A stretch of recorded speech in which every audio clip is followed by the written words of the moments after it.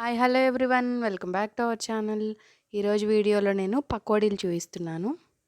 Evening అయ్యేసరికి weather చాలా కూల్గా ఉంటుంది. అందుకని మనకి బజ్జీలు పకోడీలు ఇలాంటి వేడిగా తినాలనిపిస్తుంది కదా, అందుకని నేను ఈరోజు పకోడీలు చూపిస్తున్నాను. పకోడీల కోసం ఫస్ట్ ఆనియన్స్, కరివేపాకు సన్నగా కట్ చేసి పెట్టుకోండి. పొడుగ్గా కట్ చేసుకోవాలండి. అక్కడ మీకు కనిపిస్తుంది కదా అలాగా. అందులో ఒక 2 స్పూన్ల ఉప్పు, కారం వేసుకోండి. అది ఉప్పు, కారం అనేది మీరు తీసుకున్న ఆనియన్స్ని బట్టి వేసుకొని ఆనియన్స్కి బాగా పట్టేలాగా కలపండి. అవి బాగా కలిసిన తర్వాత అందులో 1 కప్పు శనగపిండిని, ఇంకా అలాగే 4 టేబుల్ స్పూన్ల బియ్యం పిండిని తీసుకొని యాడ్ చేయండి. బియ్యం పిండి వేసుకోవటం వల్ల మనకి చాలా క్రిస్పీగా వస్తాయండి. అందుకనే నేను బియ్యం పిండిని కూడా యాడ్ చేస్తున్నాను. ఇప్పుడు ఫస్ట్ వాటర్ వేయకుండా ఆ పౌడర్ని వీలైనంత ఆనియన్స్కి పట్టేలాగా మిక్స్ చేసుకోండి.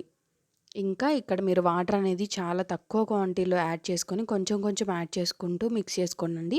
వాటర్ ఎక్కువయ్యి పిండి లూజ్ అయింది అంటే మనకి ఆయిల్ అనేది ఎక్కువ పీల్చుకుంటాయి, మనకి క్రిస్పీగా ఉండవన్నమాట. ఇప్పుడు మనకి బయట తెచ్చుకున్నామంటే చాలా క్రిస్పీగా ఉంటాయి కదా, వాళ్ళు చాలా గట్టిగా పిండి తయారు చేసి వేస్తారు, అందుకే క్రిస్పీగా కూడా ఉంటాయి వాళ్ళ దగ్గర. అందుకే మనం కూడా తక్కువ వాటర్తో కలుపుకోవాలి.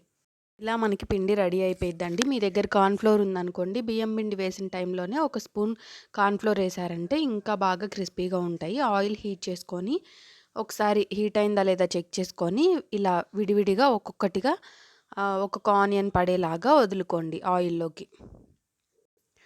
లావుగా వేసారంటే పకోడీలు కొంచెం మెత్తగా ఉంటాయండి, అంత క్రిస్పీగా ఉండవు. మీరు సన్నగా వేసుకుంటేనే క్రిస్పీగా ఉంటాయి, టేస్టీగా కూడా ఉంటాయి.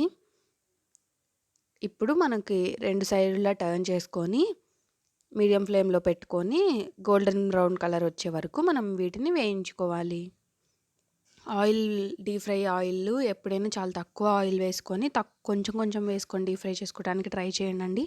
ఎందుకంటే ఆయిల్ మళ్ళీ డీప్ ఫ్రైస్కి మాత్రం వాడకూడదు, వేస్ట్ అయిపోతుంది. అందుకే కొంచెం చిన్న బాండిల్ పెట్టుకొని కొంచెం టైం పట్టిన కొంచెంగా వేసుకోండి. ఇప్పుడు మనకి మంచిగా కాలినయి. ఇప్పుడు మనం ఒక టిష్యూ పేపర్ వేసుకొని అందులోకి వీటిని తీసేయటమే.